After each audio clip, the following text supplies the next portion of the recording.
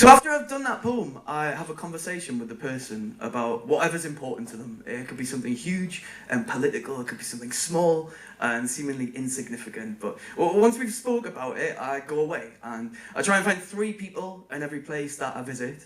And then I go home and I write all of the 3 poems. And 2 weeks later, I come back and I deliver them. So I perform them on the doorstep for every person, and I give them a written copy as well. And I've been doing it since, about like 2015. And I wanted to tell you about one of the first places I went as a door-to-door poet. I went to a place called Bensham, which is quite near Newcastle, in the north of England. And I got chatting, I knocked on this door and a lady answered, and I did the poem for her that I showed you there. And I asked her what was important to her. And she said, well, there's a pub across the road called The Crown, and I just really like it there. It's got a really nice atmosphere, it's a very old pub.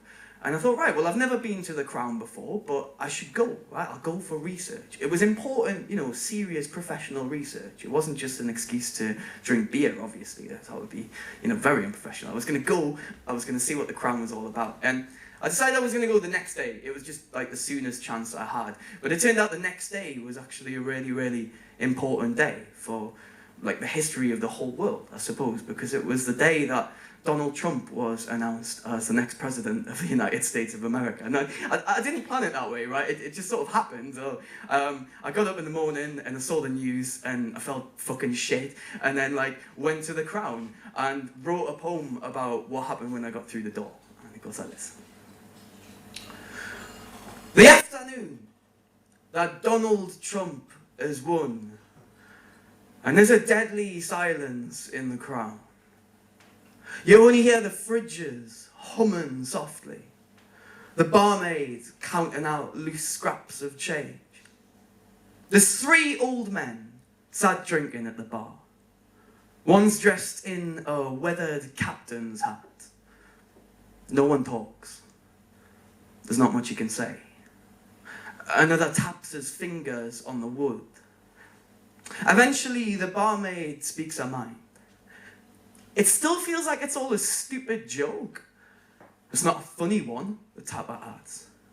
Oh, let's not talk about it, she replies.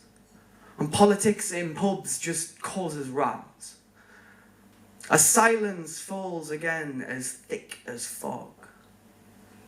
Of course, back in the day, the captain says, his gentle voice now filling up the space. Pub arguments were caused by dominoes. By dominoes.